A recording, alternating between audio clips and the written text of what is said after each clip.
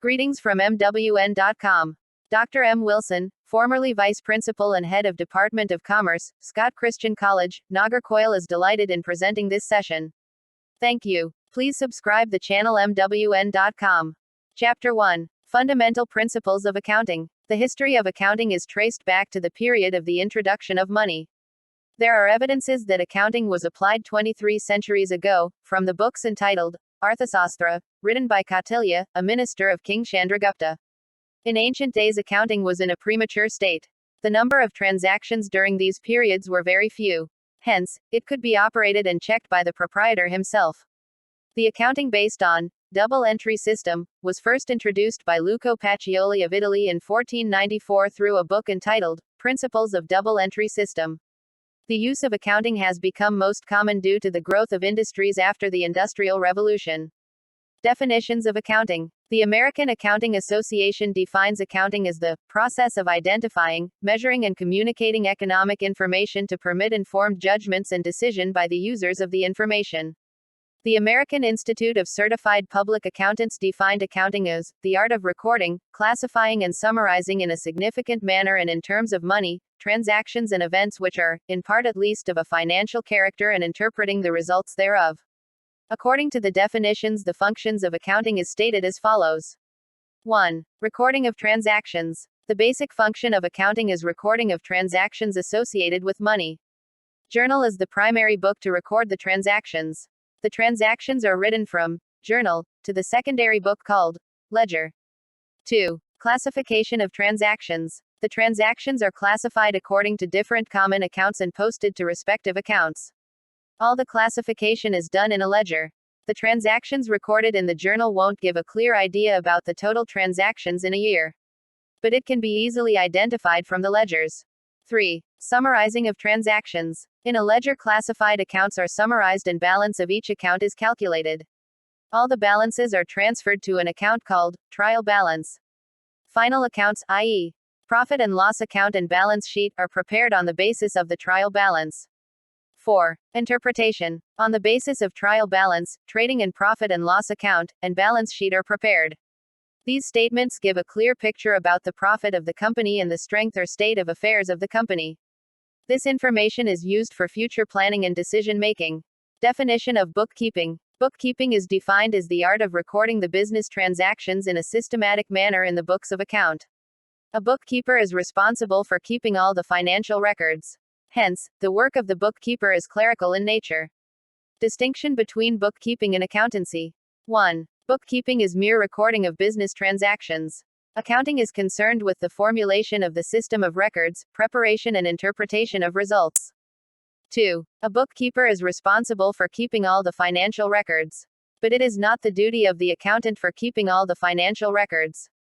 3. An accountant often reviews and directs the work of the bookkeeper, but the bookkeeper cannot direct the work of accountant. 4. An accountant requires more skill and knowledge than the bookkeeper. Objectives of bookkeeping and accountancy. The important objectives of bookkeeping and accountancy are as follows. 1. To find out the profit or loss of the business. 2. To find out the asset and liability position of the business. 3. To provide information to the management for decision making. 4. To know the details about the amount due by the business to various parties and the amount to be received from various parties. 5. To provide information about the business to the proprietors, partners, or shareholders. 6. To know about the stock position of raw material, work in progress, and finished goods. 7. To know the detailed information about the capital employed and the rate of return on the capital employed. 8. To find out whether errors or fraud are committed by the employees of the concern. 9. To provide information to taxation authorities. Merits of bookkeeping and accountancy. 1. It provides valuable information about the functioning of the business to businessmen. The businessmen are able to know whether their capital is employed properly or not and to know the rate of return on the capital employed. 2. It provides information to find out the progress of the business. Accounting records of various periods can be compared to know the progress of the business. 3. It helps the management indirectly to know about the competitors and to take suitable decisions regarding the price and quantity of the product produced. 4. The creditors, like sundry creditors, financial institutions, and debenture holders, can assess the performance and progress of the business through the accounting records. They can take a decision whether to keep their money in the concern or not, on the basis of the progress of the business. 5. The government can measure the industrial growth of the country with the help of the accounting data of various business units. 6. The government can take various decisions like the import, export policy, incentives, taxation policy, etc. on the basis of the accounting information of various business units. 7. Accounting information promotes competitive spirit among the businessmen. Hence, the consumers will be benefited by getting quality goods at cheap prices. 8. It helps the employees of the business to claim bonus and reasonable increase in their wages and salaries. 9. It serves as an indicator for new entrepreneurs. New entrepreneurs can take a decision of starting business based on the accounting data of various business units. Users of accounting information. The users of accounting information can be classified into A. Internal users and B. External users. A. Internal users of accounting information. The internal users of accounting information are 1. Owners, 2. Management and 3. Employees. 1. Owners. The owners wish to know about the profitability of the business. They are interested in knowing the rate of return on their investment.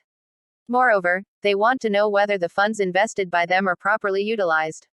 Accounting information provides them with all such details. 2. Management. Accounting information is helpful to the management to measure the performance of the employees. Actual performance of the employees can be compared with the standard or budgeted performance. If the performance is not up to the standard, then the management can take corrective measures. In addition to this, the management can plan for the future and take decisions based on the accounting information. 3. Employees. Employees require accounting information to know whether the company is earning profit and to know whether they are properly rewarded in the form of salaries and bonus based on the profit of the company. B. External users of accounting information. External users are those persons who are not associated with the company. They are to some extent connected with the company in terms of monetary transactions. External users are 1. Creditors, 2. Investors, 3. Government, 4. Consumers, 5. Research scholars. 1. Creditors. Creditors are those persons who supplied goods on credit or gave loan to the concern. They need accounting information to know whether the company can pay their dues like principal and interest within the due date. 2. Investors. Investors are those persons who are willing to invest funds in the concern in the form of shares, debentures and long-term loans. They need accounting information to find out whether it is profitable to invest in a particular company or not. Investors also include those who have already invested funds in the company. 3. Government. The government needs accounting information to find out the sales tax and income tax. On the basis of accounting information, government may be able to find out whether the sales tax and income tax are properly calculated or not. The government also needs accounting information for statistical purposes such as for calculating GDP, growth of economy and growth of industrial sector. 4. Consumers. Consumers need accounting information to find out whether the company is charging reasonable price for the product. They want to know whether there is possibility of reducing the cost of production in the concern so that the price of the product can be reduced. 5. Research scholars. Research scholars need accounting information to submit their project report. They may study the performance of companies for which the data relating to the profit and rate of return on investment for the past few years may be required. Limitations of accounting. 1. It is possible to record accounts only for transactions which can be measured in monetary terms.